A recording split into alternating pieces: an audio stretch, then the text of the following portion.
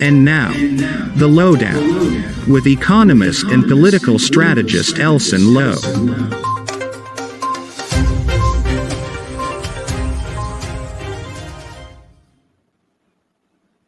Good night, folks. Good night. Welcome to the lowdown. Welcome to the lowdown. It's always good to be here with you. It's always a fun time. We talk about interesting things. We get a better sense of what's going on in the Guyanese economy, how viewers can position themselves, what they can learn from what's going on. So it's always good to be on. It's always good to be here on the lowdown. It is a Tuesday night, and we want to say thank you for starting your Tuesday on a high with your host, Elson Low. So it's good to be on. Share the link, folks. Let's give everyone an opportunity to see the show. Let's bring everyone on. So share the link. I'm your host, Elson Low, and I'm happy to be here chatting with you. Folks, we've got some interesting things to talk about tonight. We're going to talk a bit about some of the things that we mentioned in the press conference today. As I indicated, everyone in Guyana needs to know about oil the way that we knew about sugar, the way that we knew about bauxite. This has already come to dominate the Guyanese economy, with about 60% of Guyana's exports being oil already. So, folks, we've got to get to know the oil and gas economy. We've got to get to know the impact of the oil and gas economy.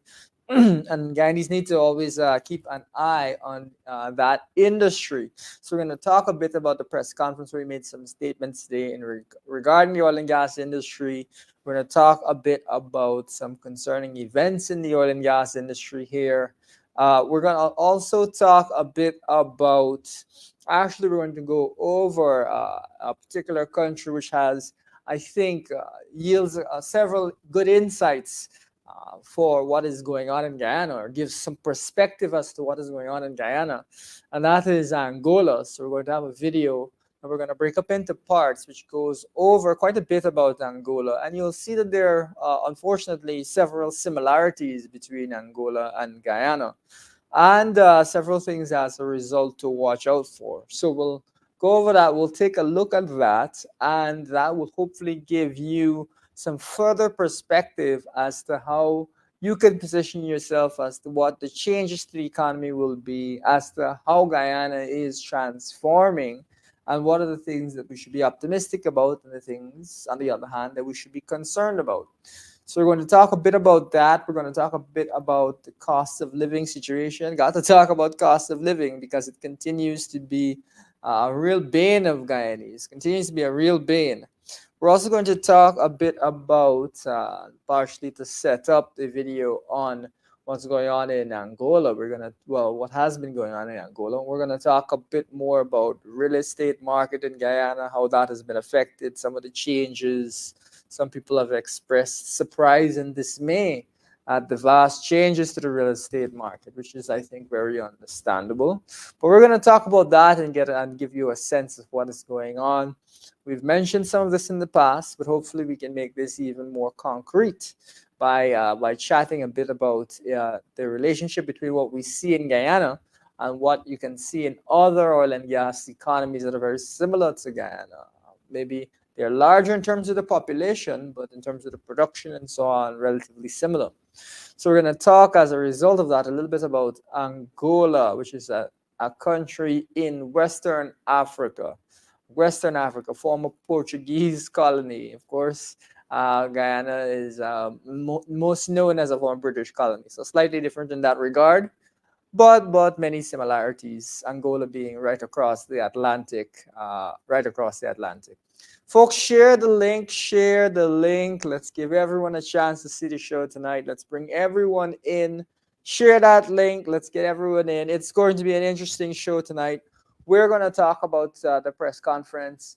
We're going to talk a bit about cost of living. We're going to talk a bit about the real estate market. And we're going to talk about Angola and use that as a lens to help you to get a sense of what is going on. Folks, this is issues in the news, the lowdown issues in the news.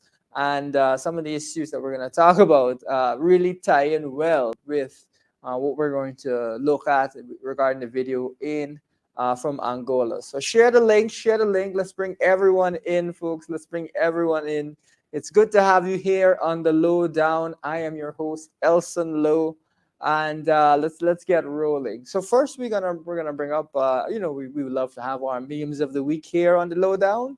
So we're gonna bring up our first meme, our first slide, and that should give you viewers a little bit of a laugh. So essentially, here we've got someone saying that egg was 880 a tray, and now it is 1800 a tray.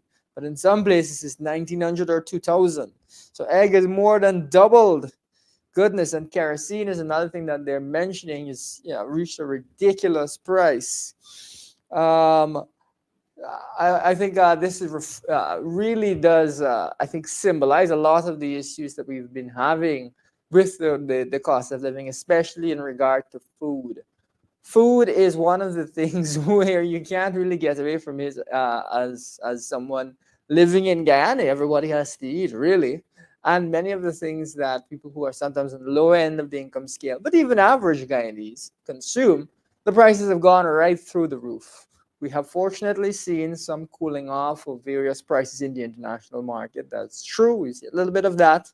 But as we've mentioned before, there are real concerns as we head into the latter parts of the year. There are real concerns about the direction that things will go because of the looming additional sanctions on Russian oil. So that's a really big question that's lingering in the environment. However, in the short run, we've still got to deal with prices that are very elevated and wages that are relatively stagnant in the economy. We've not seen a public servant increase, early in the year. We've called for at least a 10% increase now, and then later on we can see about an additional increase by the end of the year to help to alleviate some of these cost of living woes that we're seeing in Guyana. And of course, we'll remind you, viewers, that the last supplemental budget that was passed had almost nothing for cost of living within it, almost nothing. Whereas, really, we need to see serious efforts to deal with the cost of living issue in the country. We need to see that. It is not acceptable. It has not been acceptable. It will never be acceptable. That Guyana is the fastest growing country in the entire world, the fastest growing country. And yet people are out here punishing and finding it difficult to make ends meet and struggling with costs that have doubled in some cases. That is never going to be acceptable, and the government needs to take a great action. But in not taking an action, first of all, nothing substantial, less than 1% of the annual budget, that's the original amount.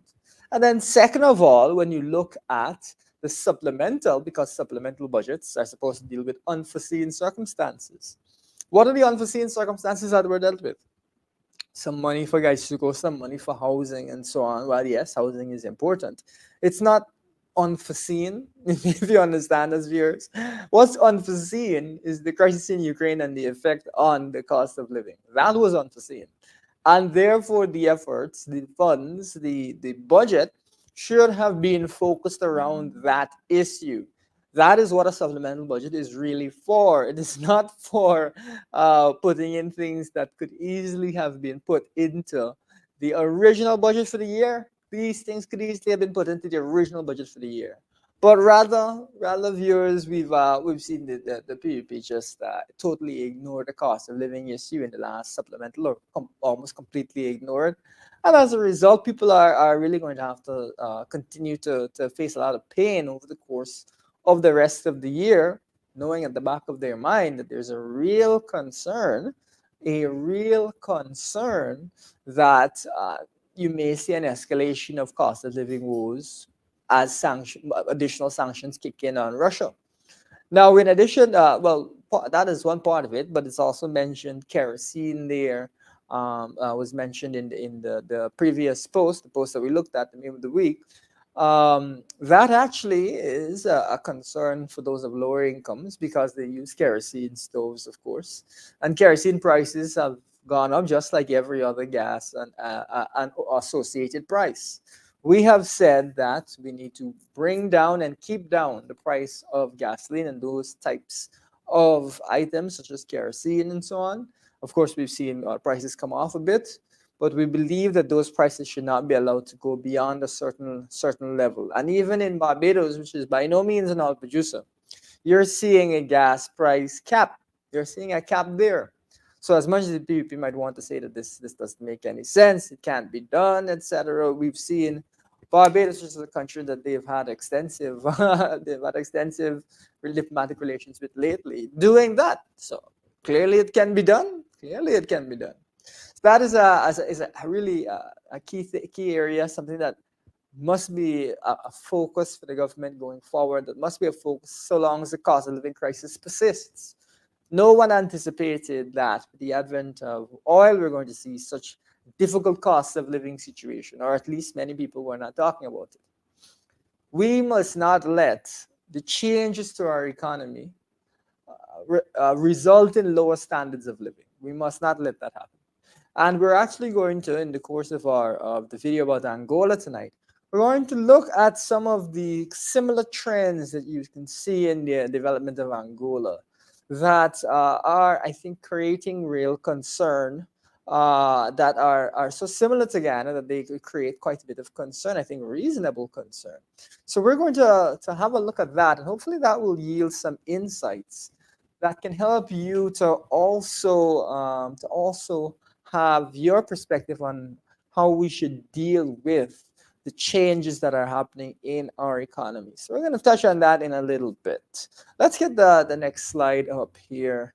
So we've seen, and this is something we mentioned in the last show, but it's something we mentioned actually in our press conference. We've seen the auction of the oil blocks be delayed. And we're hearing that it is delayed, first of all, because they want to get better terms. And then we're seeing that it's delayed for various other flimsy, really, reasons. But the core thing that I think raises alarm about this is uh, we also saw earlier this year a national oil company idea scrapped because it would cause, at least this is what it was said, a slowdown in the drilling for oil, a slowdown in the actual prospecting for oil, and therefore slowdown in the oil industry. So that's what you're seeing on the one hand, and then all of a sudden you're also seeing that there is now a slowdown in the auction of the oil blocks. So the question is, if you scrap the national oil company idea to ensure that you could get this oil block auction and so on done as quickly as possible, why are you now pushing back the same oil block auction? That's a big contradiction, a huge contradiction. And it's that contradiction we've seen quite a bit with the PVP. We saw them say that before the 2015 election that they would renegotiate the cyber block PSA. Then after they got into government, they refused to renegotiate the PSA and they said they're not going to do that. So that's, first of all, very contradictory opinions. But then even recently, we've seen them say that in the future they'll renegotiate the cyber block PSA. And then, just a few days later, the president now come out and say that that is not what was said. So there seems to be something going off here in terms of what exactly is being said, who exactly is making these decisions, what exactly the PVP's policies are. That seems to be very, very unclear. And that, of course, is not acceptable because in the oil and gas industry, you're talking about tens of billions of US. So you cannot afford to not be particularly clear on something. That is the last thing that you want to be. But that is really what's going on. It's a lot of contradictions you're seeing, a lot of contradictions, and it raises serious questions. Now, we also mentioned that we believe that there should be no oil block auction without further measures for transparency and accountability and an investigation into Sue's allegations that he had bribed Jagdeo for an oil block. Now, that is especially disturbing because if you have an all block auction coming up and someone like Sue is saying that they already paid a bigger bribe, is the way he framed it, it means that he is, it could be saying, if what he is saying is true. Of course, we don't know if it's true. That's why we're calling for an investigation. But if it is true, it could be that he has already got his oil block locked off and the auction itself will be a sham. That is the implication if his statements are true. This is why we need to see an investigation, folks. We need to see an investigation. Now, you may say, oh, what does it matter? At the end of the day, there'll be oil production. But one key thing to note is this: not investigating these issues, that actually deters investors because they're thinking to themselves, you have a very serious allegation around the oil industry, and you're not seeing any action on it, which may mean that the government is not particularly bothered with it or even condones. Now, we need to see an investigation to find out the truth. We need the government to act on its promise. Remember, it has promised this to clear up, therefore, any of these concerns. It has promised that it will investigate this issue. You've not seen any particular moves in that direction. So, oil companies that don't want to involve themselves in these types of potentially in these types of shady activities, they may want to step back from the auction. And so instead of you getting, let's say, a 10% royalty, just to call a number, you might only get an 8% royalty.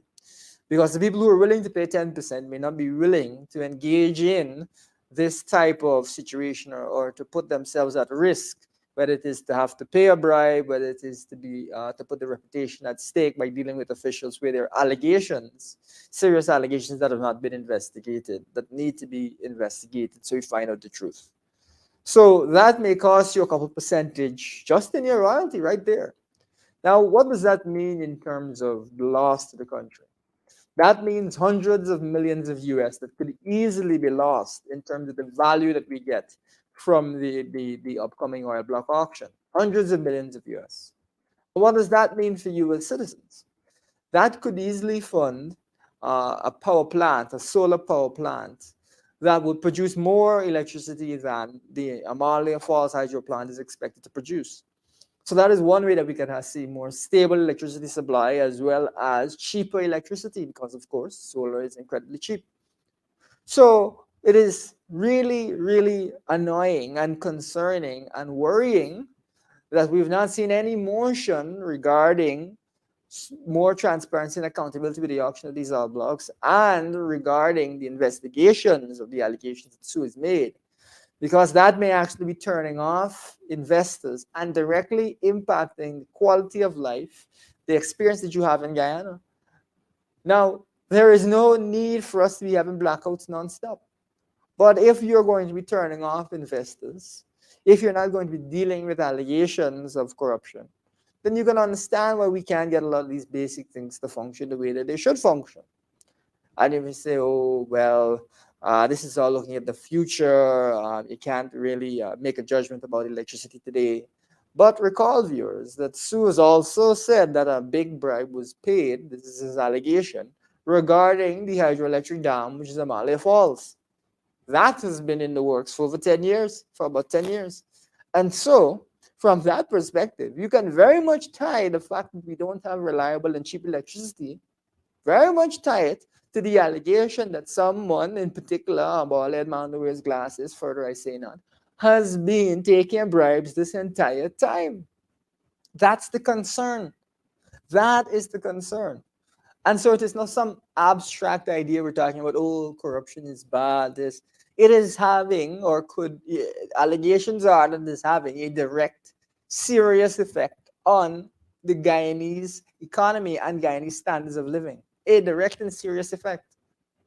So this is really an issue that needs to be dealt with. That's why we're raising it again. But the other thing that is important, and an important insight that came out of the press conference is We mentioned that the production sharing agreement, the new one that's going to be used for these additional oil blocks that are being auctioned, that has not been released. You hear a little find something here, a little something there, but that's not been released for consultation. While at the same time, this oil block auction keeps getting pushed back, and there, it seems to be a bit of confusion by the PEP there. So then, it now raises the question: why are we not seeing this particular PSA ventilated in the public? Why are we not seeing that? We believe that this PSA must be released so that it can be ventilated in public, so that we have an idea of what the government is going to do, and so that there can be national buy-in as to this new PSA. That is vital. And we in the opposition have put together our thoughts regarding what we think this new PSA or new agreement should look like. So we must recognize that circumstances have changed. We've got a situation where we've now got, I believe, in excess of 30 finds in the Stabroek block. So clearly there's oil out there. Clearly, and I don't know about you, but I don't think this is the last time they're going to find oil. So clearly there's quite a bit of oil out there. But we've also not seen the institutions developed to properly monitor by the PEP. They've not developed properly the institutions to properly monitor the oil and gas industry in the way that it needs to be monitored. Things like auditing and so on. They even allowed the audit to lapse recently, and then they had to ask Exxon for the capacity to go and audit those costs. So we've seen all of that happen, and not seeing robust structures built out to deal with the issues, especially auditing environmental issues and so on. We've not seen PEP do that. So we've still got a lot of the problems, but now we know that we have oil, and a huge amount of oil. This implies, viewers, that we need to take a long, hard look at the PSA that we're going to be using going forward. We need to have a thorough discussion around that PSA. And I know that there are many folks who have spoken about the last PSA and they have their views. I'm sure many of their views are genuine. But it would make their views seem even more genuine if they put a lot of energy towards attacking the issue of the upcoming PSA. Because it would make no sense that we express concerns about the existing production sharing agreement. And when a new one is being set up, no energy goes towards that particular PSA being reviewed the way it should be reviewed. That would make no sense. So we're going to go and do something that's going to cause questions once more. That's not acceptable. We need to have a better public discussion. We need to recognize the changed circumstances, because now Guyana's got all of these oil finds. It's a very different environment, and we need to adjust our thinking accordingly. But that's not going to happen if everything is handled behind closed doors. That's not going to happen. That is not how this issue should be addressed. Not at all how this issue should be addressed. So we're calling for the release of that PSA. Now that we kind of change gears, let's bring up a couple of those slides that I mentioned. Let's bring up the one. There you go. You've got a house that's for sale. Over there, 180 million. 180 million. That is no small change. A 3-bedroom. I believe it has some office space, but still, 180 million for a 3-bedroom. That's a very significant price. That's about 900,000 US. Huge numbers, huge amounts. But this is what we've been referring to. This is what we've been referring to as we talk about the changes to the oil and gas industry. The changes to Guyana's economy brought about by the oil and gas industry, the changes to the real estate market brought about by the oil and gas industry. It's not abstract changes. They're seeing these things across the country, $180 million. I believe I saw a property over on the West Bank for $80 million. Very high price for something all the way over there. Now, the reason that I want to bring this up is to give you a sense as we head into the video that this is really what happens in these types of economies, and it's not particularly unique to Guyana. So it's something that we have to keep at the back of our mind. Let's get the next slide up, which is just kind of furthers the point. So we've seen Houston Towers, we've seen some residents say that they're not interested in this development. It's a major development, supposed to provide high-end housing for the oil and gas industry and for others and so on. Again, keep this in mind because this will be featured in the video, this type of high-end housing, this type of high-end housing. So that again is something that is brewing, and we've seen 70 applications for such high-rise and similar high-quality buildings across Georgetown. 70 applications, Georgetown Region 4. So quite a bit of applications we've seen. Now, given that we've seen that, you have to ask yourself, how will the skyline of Georgetown be transformed? How will it be transformed? And the way that it will be transformed will hopefully be brought out over the course of the video and the discussions therein. But I want you to have that in the back of your mind. All right, well, we were seeing all these developments, but what will it do to the skyline of Georgetown? And what impact will it have on the people of Georgetown? And you see so much change, brought about by a growing industry. So that's what we want you to get a sense of. Let's get the first few minutes of the video going, and then we'll have a quick chat. Center of a maze of dirt roads, shanty towns, crumbling infrastructure, open sewers, and trash fires, Central Luanda, circa 2015, was defined by opulence. 3 times a week, a specially configured 747 would speed 14 hours across the Atlantic from Houston, depositing up to 189 passengers at Angola's International Airport, an unusually low number for this aircraft, reflecting its unusually luxurious interior. 10 first-class seats, 143 business, and just 36 in economy. The Houston Express, as it was dubbed, operated as a charter accessible only to invitees of Angola's national oil company, the Sonangol Group, and for the convenience of a non-stop flight to or from America's oil capital, they charged an eye-popping $2,399 for a round-trip economy class ticket, roughly equivalent to half a year of income for the average Angolan. But these passengers were rarely Angolan. Rather, American oil executives, business people, and their families filled the 189 seats, returning from a visit to their home offices or hometowns. Having cleared customs, most would instruct their taxis to turn left or south towards their gated community of choice in the polished Talatona neighborhood.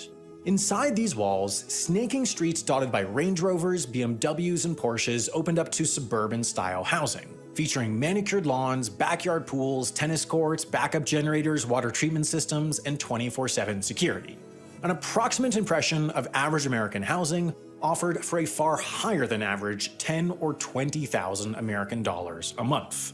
Come evening, Talatona's residents might head to dinner at Café Del Mar, Pim's, Unda, or even the city's yacht club, a walled enclave of luxury carved out of a landscape of tin-roofed shacks. Regardless of the restaurant of choice, one couldn't escape for less than $100 a head. On a budget-conscious night, one could head to KFC, but still a meal there went for some $20 a person.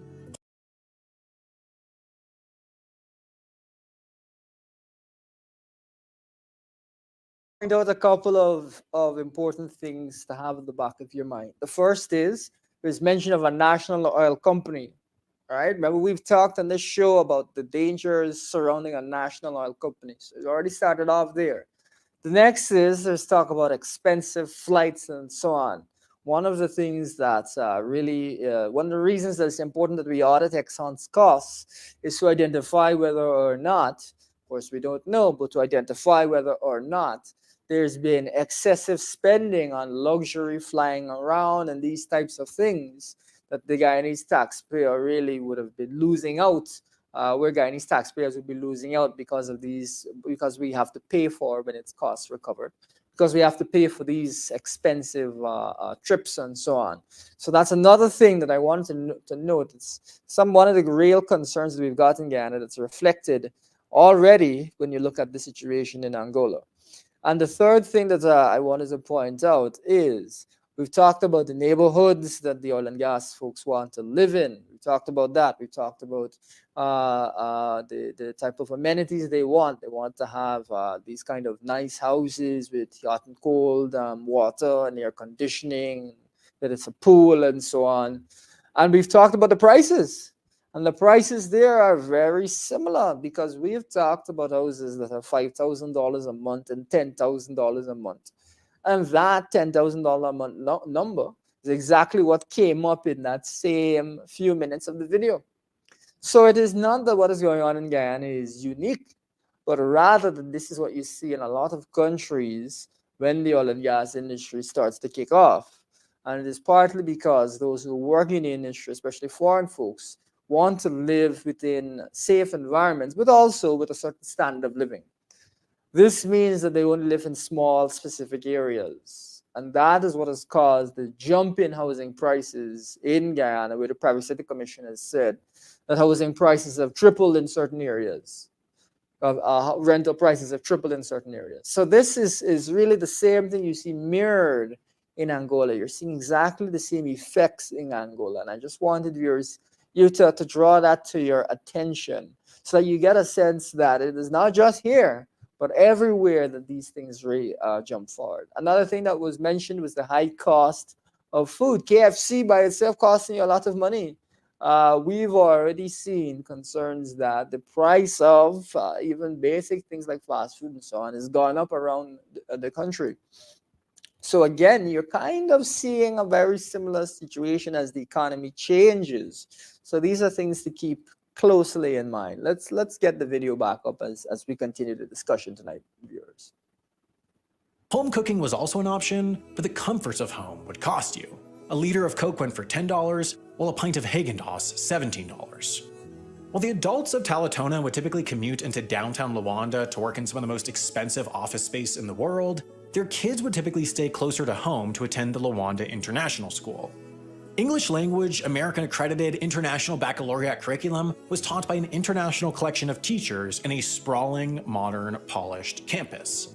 Tuition averaged some $50,000 a year, equivalent to 11 Angolans' average annual income, but it was often paid by the pupils' parents' employers, as it was the only school in the city to regularly send graduates to Stanford, Columbia, and Oxford. The wealth of the Luanda elite was, simply put, extraordinary. And so too were the means by which Luanda got to this point. Until recently, Luanda was less a destination for the world's elite, and more so a destination for deadly military ordnance. Entering the 1970s, even at the height of decolonization, it would have been hard to imagine Luanda as the capital of a single sovereign Angola. Entering this century, Luanda would have seemed one of the least likely of African capitals to have its downtown dotted with high-end hotels and streets crisscrossed by BMWs and Porsches. The bloody, drawn-out process of Angolan independence began in earnest here. On January 4th, 1961, where a protest over farm wages devolved into violence that spread across northern Angola before a brutal Portuguese response stopped the rebellion in its tracks. The months-long revolt signaled the upswelling of a nascent Angolan nationalism, while its violent conclusion hinted at the uphill battle such a movement would face going forward. In the years that followed this first rural revolt, a series of independence movements took shape across Angola. The FNLA, the main combatant group in 1961, formed in the north and coalesced around a shared Bakongo ethnicity. Around Luanda came the MPLA, a Marxist-Leninist group made up largely of Angolan intelligentsia. And in central Angola was UNITA, a group of FNLA dissidents who rallied around their Uvumbundu ethnic background. For the next decade, each group took on Portuguese military and Portuguese-funded paramilitaries. Because of such stark ideological and ethnic divides, though, each group did so individually, and each, in turn, failed. By 1974, Portuguese forces had pushed each of these factions to the very brink. Then, unexpectedly, Portugal itself fell in a military coup, and with the old regime went any interest in maintaining the nation's African colonies. After 400 years, Angola's colonial period was suddenly coming to a close. The ethnic and ideological divides that had fragmented their independence movement, however, weren't going anywhere. Okay, viewers, so we close off that segment there with an interesting statement. The ethnic divides that had been part of their colonial, their struggle for independence weren't going anywhere. Does that sound familiar to you? So we've got a long history of ethnic tension in Guyana, and it has been very unfortunate and undermined Guyana's development. So similarly, you're seeing kind of a parallel here. You've also seen them mention that there were some, communist elements and so on within the various groups that were vying for independence. Similarly, we've had communist groups in Guyana, and that has raised serious questions about its effect on Guyana's development. Of course, being close to the U.S., that created great tension with the U.S. and has led to all sorts of problems over the years between Guyanese and the US. So that's something to keep at the back of your mind as well. But we also saw at the beginning of the video a bit of talk about inequality in Angola, a bit of talk about inequality. Some folks are saying there's children to the best possible private schools and so on, and they're becoming vastly wealthy. We've mentioned before on this show that in order for you to afford a house that's going to be $5,000 a month, as some folks are affording, you have to be making really about $15,000 a month, which is 3 million Guyana dollars. So that is not chump change. We've also talked in this show about the way that the Guyanese stock market has gone up 5 times over, and some people are 5 times richer than they were.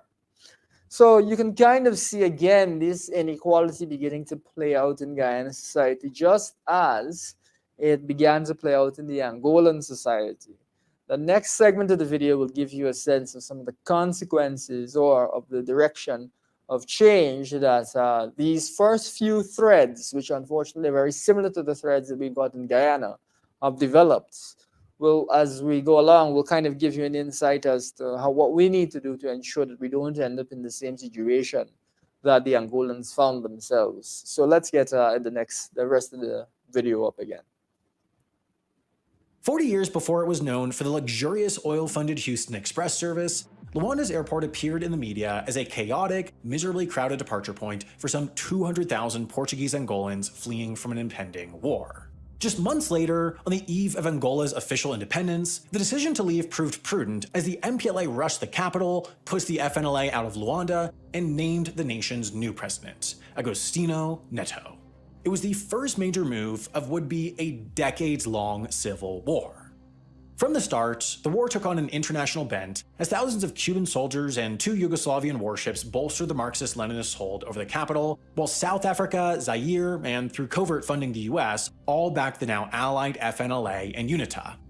A hotspot in the Cold War, Angolan territory flipped between UNITA and MPLA forces practically every battle, every offensive, and every year, as aid from various world powers bolstered both parties' ability to keep fighting.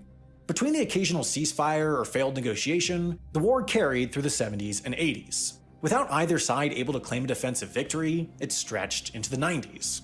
As the Cold War closed, Angola's civil war lost its ideological edge and international appeal. Angola's president, José Eduardo dos Santos, who had led the MPLA government since Neto's death in 1979, liberalized much of the Angolan economy, while UNITA carried on without the money from the West, instead funding their war efforts through the diamond trade. In 2002, with the assassination of its longtime leader, with increasingly tight sanctions on its diamond trade, and without a real cause to fight for, UNITA entered peace talks. After nearly 30 years, the Angolan Civil War came sputtering to a close, accomplishing remarkably little. The same party remained in power, the same president remained in office, while a third of the nation's population had now been internally displaced, 2/3 didn't have access to running water, and life expectancy hovered in the 40s. Late to gain its independence and mired by 3 decades of ruthless civil war, 21st century Angola was desperately behind. Now, for as long as Angola's been a country, it's been an oil economy. In fact, by the time the Civil War ended, Angola was nearing its 100th anniversary of commercial oil production. Even during the war, as landmines littered the countryside and deadly violence occurred daily, international oil giants like Shell and Chevron braved the conditions on account of the profit opportunity Angola afforded. Onshore oil fields were frequently attacked and destroyed, but much of the country's oil was located offshore, beneath hundreds or thousands of feet of ocean. So, focus gravitated offshore, where the liquid gold could be extracted in relative safety throughout the conflict. Ironically, however, the oil industry itself prolonged their biggest obstacle to increase production as they funded the MPLA's war machine through the drilling fees they paid them. But when the war finally ended, when peace was found, that obstacle was removed. Without the civil war necessitating burdensome security contractors and expensive hardship wages, oil production in Angola immediately grew far cheaper and far easier. Profiteers the world over jumped on the opportunity. Sonangol and its international partners planned for new rigs and expanded operations, which came at the perfect time as the West, and especially America, looked to distance itself from Middle Eastern oil in the wake of 9/11. President Dos Santos was even invited by Bush to the Oval Office to discuss that very subject. Meanwhile, on the other side of the world, China also identified the opportunity. Just months after the war officially ended, it signed a $2 billion loan agreement with Angola, using its future oil production as collateral, positioning the country in a strategic tug-of-war between two of the world's great powers. All right, folks. So again, another interesting snippet. What I think is really, again, so insightful, so very much mirrors what's going on in Guyana is this question of the various countries in the world scrambling for oil reserves. And we've seen, because of the war in Ukraine and sanctions on Russia and the impending additional sanctions, that there is a bit of a scramble to find oil and natural gas reserves to compensate for what is missing, what would be reduced if Russia is taken completely off of Europeans, the European supply infrastructure. So similarly, you're seeing people scrambling and coming into the country, and this is the context behind the oil block auction here in Guyana, and the context behind the high oil price over the course of this year. Now, we will recall that the expected oil price for the year was $75 a barrel, but rather we've had an oil price that has been $100 a barrel or higher than that for a prolonged period of time, pretty much the entire year, give or take. And so you can kind of see that the same circumstances are shaping up. But the question is, will it lead to something positive or something negative? And that is where we can hopefully learn some lessons from what happened in Angola that we can instead apply here in Guyana. Fortunately, we haven't had a civil war the way that they had civil wars, but we've still had a lot of ethnic tension over the years, which has led to, I think, really made it difficult for Guyana to develop as quickly as it would really have. We would all have liked Guyana to really develop. Let's jump back into the video there, viewers. Within 3 short years, the post-war economy was kicking into high gear. 2005's oil production figures were already double those of the Civil War era, and the country recorded its highest GDP jump in history. The economy expanded some 15% in just 12 months. Soon after, Angola overtook Saudi Arabia to become China's largest oil provider, while the country's first shopping mall opened in the center of the quickly developing, upscale Talatona neighborhood. Angola's position as a new oil giant was solidified as it joined the Organization of the Petroleum Exporting Countries, a global price-fixing cartel including Iraq, Saudi Arabia, the UAE, and others. By the 2010s, Luanda's skyline had been thoroughly transformed. Glass-fronted skyscrapers stretched hundreds of feet into the sky, filled with modern apartments selling for millions or tens of millions of dollars. 5-star hotels now offered visiting executives accommodations on par with those in Houston, Calgary, Abu Dhabi, or the other oil capitals of the world. Even the global financial crisis barely shook Luanda from its path. As the global economy shrank, Angola still eked out growth. It was one of the fastest growing, fastest developing, fastest changing countries in the world. Others had experienced oil booms, but none went from civil war to helipad-laden $10 million penthouse apartments in less than a decade. Some asked if Luanda was on track to become the Dubai of Africa, a place that, just a few more years into the future, would have Lamborghinis on every block, 5-star hotels from every international brand, and Michelin-starred restaurants from all the globe's best chefs. Others, however, started asking a different question. What had this boom done for everyone else? Including the expats and oil executives and politicians and business people, how had life changed for the everyday Angolan, the other 99.5% of the country?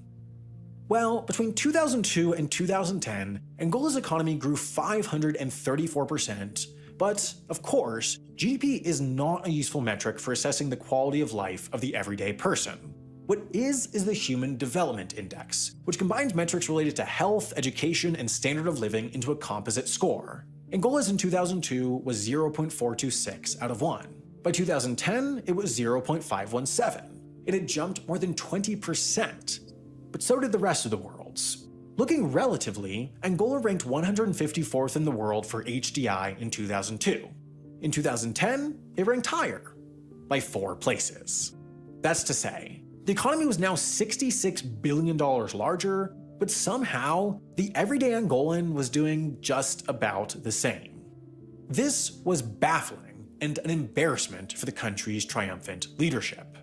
When the United Nations Development Program released data indicating that just 19% of men and 15% of women in the country attained a high school level education, the government disputed the figures, saying the UN had an incorrect methodology.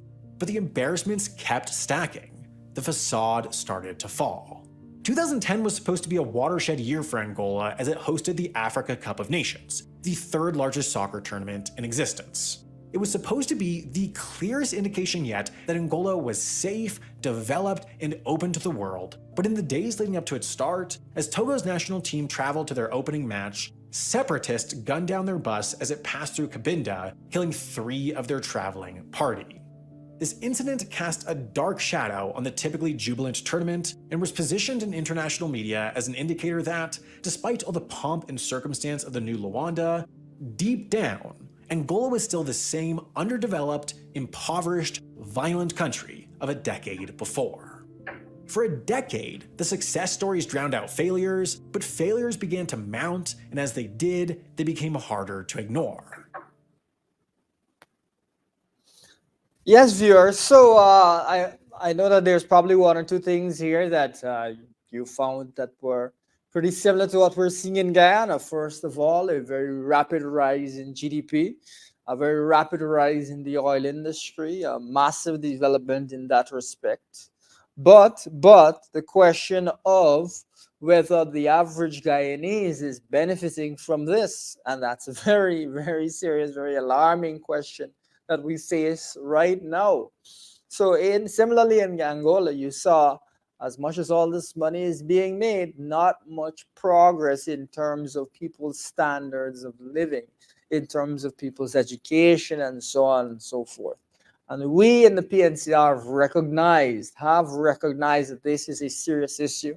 And as a result, we've put forward policies that will almost eliminate the dropping out that we see with students, that will focus students on training to get into the oil and gas industry, training to get into other industries where they can earn a high wage, and that will help to really push the country forward.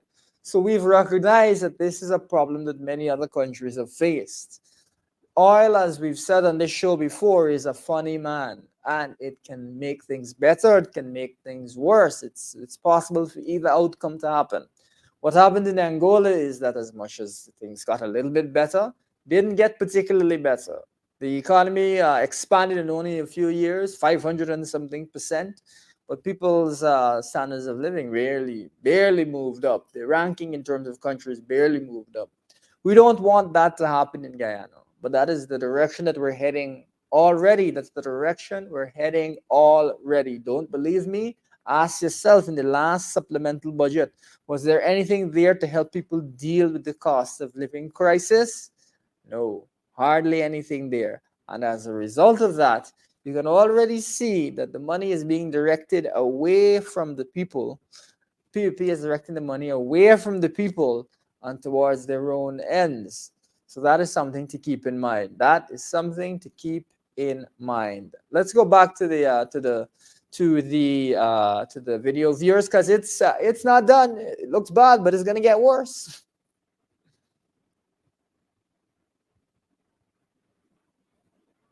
Enclave of luxury carved out of a landscape of tin-roofed shacks. Regardless of the restaurant of choice, one couldn't escape China's largest oil provider, while the country's first shopping mall, the government disputed the figures, saying the UN had an incorrect methodology. But the embarrassments kept stacking. the facade started to fall. 2010 was supposed to be a watershed year for Angola as it hosted the Africa Cup of Nations, the third largest soccer tournament in existence. It was supposed to be the clearest indication yet that Angola was safe, developed, and open to the world, but in the days leading up to its start, failures began to mount, and as they did, they became harder to ignore. 2012 brought coverage of what was believed to be the most expensive apartment sale on the African continent to date in Luanda. But acknowledging the difficulty the real estate boom presented to housing everyone else, Dos Santos had promised in his 2008 presidential campaign to build 1 million homes by 2012. In 2012, however, even the pared-down post-election version of this promise faltered.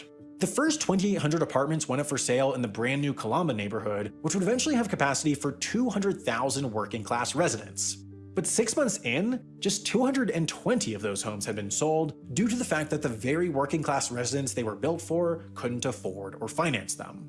But the next year, Angola was celebrated the world over as Isabel dos Santos, the president's daughter, had become the first African woman ever to make the Forbes billionaires list with an estimated net worth north of $3 billion. It wasn't South Africa or Nigeria or any of the continent's other traditional centers of wealth to earn this honor, but rather tiny, scrappy Angola. Dos Santos owned significant stakes in banks, media companies, and cell providers in Angola and Portugal, a home on the private island of the exclusive Bulgari resort in Dubai, a $16 million home in the affluent Kensington neighborhood of London, a comparatively modest $1.8 million penthouse apartment in Lisbon, a $55 million villa just steps away from the Casino de Monte Carlo in Monaco, and to go with it, a $35 million, 50-meter, 164-foot yacht anchored in the Mediterranean below. And in 2016, her fortunes, both literal and figurative, only increased as her father fired the entire board of Sonangol, Angola's national oil company, and replaced it with a sole chairwoman, Isabel dos Santos herself. She was now in charge of the most powerful company in the country, making her perhaps the country's second most powerful person after her father himself. However, just months earlier, he had announced his imminent retirement. Jose Eduardo dos Santos would pass the torch, and Angola would have a new president for the first time in 38 years. The president and his party planned for longtime MPLA politician João Lourenço to take the reins, which he did on September 26, 2017. But then things went less to plan. Isabel dos Santos was quickly fired from her leading position at Sonangol, while her half-brother, who had been leading the country's sovereign wealth fund, was arrested on corruption and money laundering charges. Out of nowhere, João Lourenço turned on the Dos Santos family and asked the question no powerful MPLA leader had ever dared. Was it merely a coincidence that Africa's wealthiest woman was the daughter of Angola's most powerful man, or was something more nefarious going on? Quietly, this question had been circling around the international business community for years, and by the mid-2010s, some were formulating informed opinions. Western banks like Citigroup and Barclays backed out of deals with the businesswoman, Intertrust and ING closed accounts linked to her and her husband, and Sonangol officials rallied against Dos Santos' alleged mismanagement of funds. For her part, Dos Santos pushed back, arguing that claims of illegality were unfounded and that the banks had anti-African biases. Then, in 2020, as rumors swirled, accusations mounted, and investigations dug deeper, the world was offered its clearest view yet into Dos Santos' business dealings through a landslide of private documents called the Luanda Leaks. Captured by a notorious Portuguese whistleblower, passed to the Paris-based platform to protect whistleblowers in Africa, then analyzed and disseminated by the International Consortium of Investigative Journalists, the 715,000 leaked memos, emails, contracts, and meeting minutes corroborated many of the suspicions and outright accusations lobbed at the former president's daughter.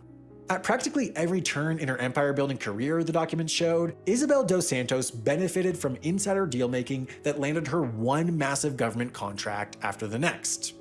In 1999, there was the brand new mobile phone company Unitel, of which she owned a 25% share, being granted a valuable telecoms license by the government. All right, viewers, as we wrap up tonight, I wondered if it was obvious to you what I would say, but Isabel dos Santos is a family member of the former president. We have said that the PPP is just interested in helping friends and family members. So you can see that there's a little bit of a link that's going up here. And don't take our word for it. In the press conference today, we mentioned that Jack Deal himself said, Sue is my friend. He gets all the support. In this video here, we're seeing, of course, that, we want to see investigations of the allegations into corruption, rampant corruption and bribery that the vice president faces to see the truth. But in another country, we've seen some similarities with that country. In another country, we are seeing the president's daughter family getting lots of business deals and contracts, and some would say support. So, of course, she has denied that she was involved in corruption. And she denied being involved in that. Um, we would like to see investigations in Guyana regarding what Sue has said so that we know what the truth is, because this is incredibly alarming. But what the lesson that we want to really learn coming out of Angola is when we leave our oil resources and our governance in the hands of just a few elites, and we don't have the kind of accountability and transparency and openness and thoughtfulness that is necessary, what can happen is that a few elites can become incredibly wealthy and the broader population not benefit from the massive oil resources that you're seeing, the massive resources.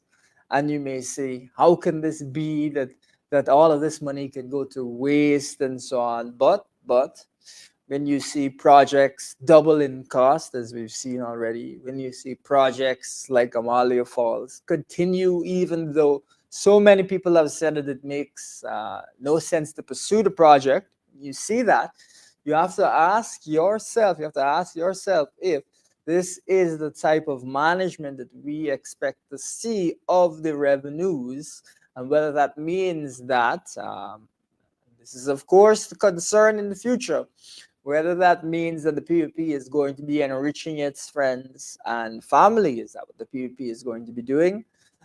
And if that is indeed the case, what does that say about Guyana's future? So we have seen in another African, in an African country, we have seen the prospect, a bright prospect of growth and advancement, revenues, massive expansion in GDP, very nice areas in the country developed, many people making money, but we've not seen progress the way that people expected to see progress. There's talk even in those videos about Lamborghinis and Porsches and so on. And you're starting to see around Georgetown, I don't know if you noticed, starting to see the odd Porsche, some Benz, some BMWs, high end, around the place, starting to pick up on it. It's gonna come, and it's gonna come across the entire city. It's just a matter of time. That is what you're starting to see. But we don't want to see the other side of this, which is where, because of massive corruption, the average person does not benefit. That's the real concern. And that's why we have to take the insights from Angola, take the insights from the questions that we've had around a national oil company that Angola has, the president's daughter was heading up. And we have to say to ourselves, listen, we recognize the mistakes and the risks that other countries have made. We recognize the problems that other countries have had. And we don't intend to have those problems here. So when we hear the government talk about a national oil company, this is why it raises a real concern. I'm sure Isabel dos Santos will make every effort to defend herself, but it does raise a lot of concerns, and it, I think, sends a message to us on the other side of the Atlantic that we have to keep in our minds the experiences and the difficulties that other countries in our similar situation have had. Viewers, I want to say thank you for joining me as always. Thank you for joining me on the Lowdown. You know that it's always an interesting opportunity to chat with you. We always like to have a hopefully insightful, informative, and interesting discussions. Today we talked quite a bit about Angola. We talked about the press conference. We talked about cost of living. We talked about the oil blocks and so on. And all of these things are linked, viewers. All of these things are so linked. So thank you very much for tuning into the Lowdown, and we'll catch you on Saturday night.